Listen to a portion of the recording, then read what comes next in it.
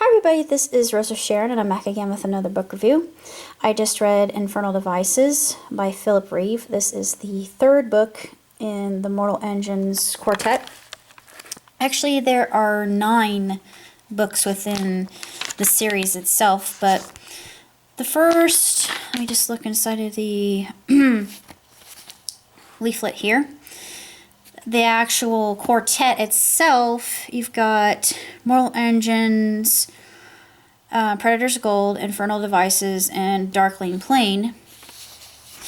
And of course, I just read Infernal Devices. And this one is about Wren, the daughter of Tom and Hester Natsworthy. And of course, they've been tricked by Pennyroyal, and Pennyroyal comes back into view in this, and there is this device called the Tin Book, and it becomes extremely multifaceted and interwoven, interlayered, especially with the strained relationship that Wren has with her mother, and the change in Tom when he's kidnapped. And of course the stalkers come back and they're part of Green Storm. And I understand Green Storm, they've spoken of Green Storm before, and Greeka returns, and Greeka is being updated and upgraded by Dr. Zero, Anone Zero. And Anone is, oh, she's evil. I don't know if she's worse than Pennyroyal, but Pennyroyal's pretty bad. It's hard to know whether he's being deceptive or telling the truth. And Anna's back, and Anna goes through something so terribly tragic in this particular part of the series that I just wanted to scream. I thought, no, you can't do that. I love Anna. Why would you do this to her? But she's not yet dead. Let me just put it that way.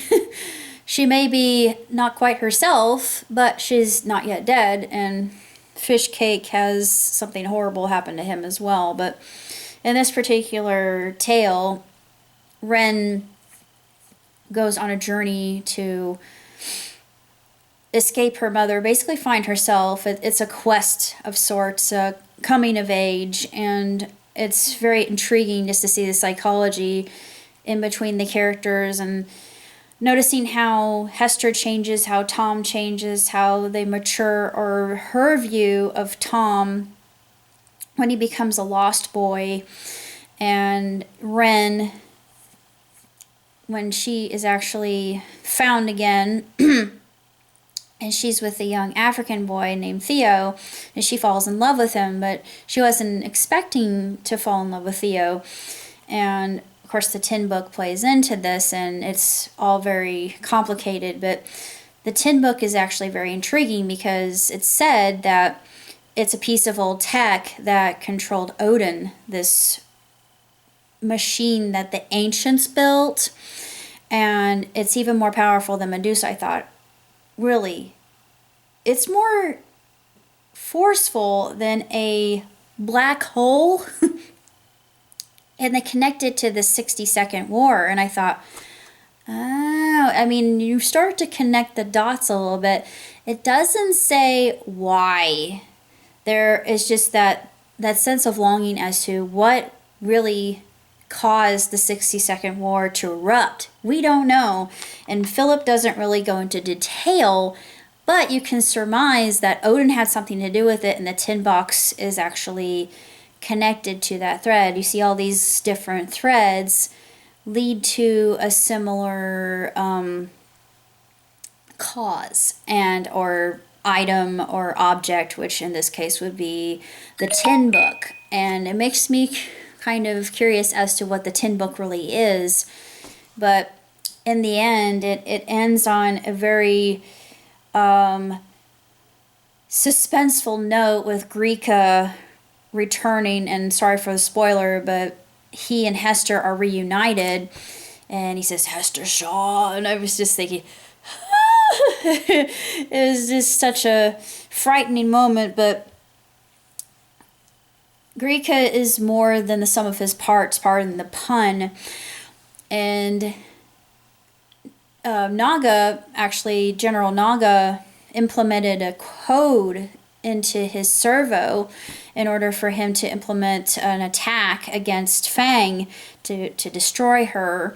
But it was absolutely necessary for him to do so, even though I thought I was so angry at that. I thought, no, I love Anna, you can't do that to her. But some of the best scenes, of course, were with the Jenny Hanover, which I absolutely love. That airship, I want to own it. I want it to exist in the real world. It's a thing of elegance and aerodynamics and just utmost perfection and beauty in how it implements the Bernoulli effect, but I won't go into that. I'm obsessed with the Bernoulli effect. I'm sorry.